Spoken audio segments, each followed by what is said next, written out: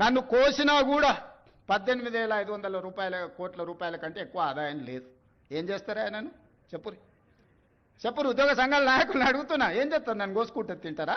వండుకొని తింటారా? ఏం చేస్తారు? లేదు, ఉన్నదే 18,500 కోట్లు. ఎట్లా వంచుదామో చెప్పండి.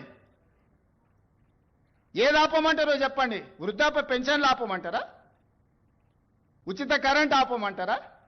షాదీ ముబారక్ ఆపమంటారా? ఏ ఆపమంటారో చెప్పండి. ఏది ఆపుతారో ప్రజలకు చెప్పండి. అయ్యా మీది ఆపేసి మేము బోనసులు తీసుకుంటాం, మేము జీతాలు పెంచుకుంటాం, మేము అన్ని మేము దినంగా మిగిలితేనే మీకు ఇస్తాం రైతు ప్రజలకు చెప్తా అంటే చెప్పండి. బహిరంగ సభ ఏర్పాటు చేద్దాం, 10 లక్షల మందిని చేస్తా. ఉద్యోగ సంఘాల నాయకులు మాట్లాడండి, మేము ఈ చిట్టి ఇచ్చిన ముఖ్యమంత్రికి దీని ప్రకారం పరిపాలన జరుగుతుంది అనేది ఇదొక మార్గం. లేదంటే 100 రూపాయలు ఉన్న పెట్రోల్ 200 చేద్దామా చెప్పురి. 30 రూపాయలకి ఇచ్చే బియ్యాన్ని 60 రూపాయలు చేద్దామా చెప్పురి. పప్పు ఉప్పు చింతపండు బెల్లం ధరలు 2 చేద్దామా చెప్పురి.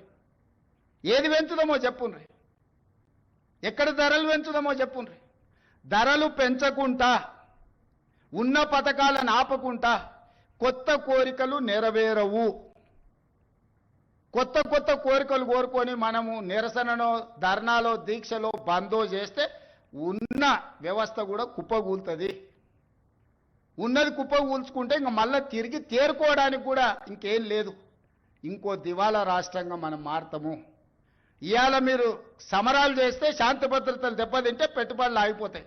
పెట్టుబడులు ఆగిపోతే నిరుద్యోగ యువకులకు ఉద్యోగ అవకాశాలు దొరకవు. విద్యా వ్యవస్థ విద్యా సంవత్సరం వృధా అయిపోద్ది ప్రభుత్వ ఉద్యోగస్తులు సహకరించకపోతే. నేను ఒక్కరిని ఏం చేయగలను? రామకృష్ణారావు లేకపోతే డీజీపీ ఏం చేయగలరు? మేము మిమ్మల్ని కొట్టం తిట్టం, ఉన్నది ప్రజలకు వివరిస్తాం. మిత్రులారా, ఉద్యోగ సంఘాల నాయకులు నేను విజ్ఞప్తి చేస్తున్నా, నాకేమున్నది? నేను ₹1 ఇంటికి తీసుకుపోను. నేను మిగతాలాగా కాదు, నాకేం అవసరం లేదు.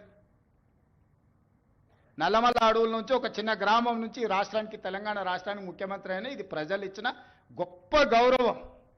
బతుకున్నంత కాలం ఈ గౌరవం నిలబెట్టడం కోసమే నేను పనిచేస్తా.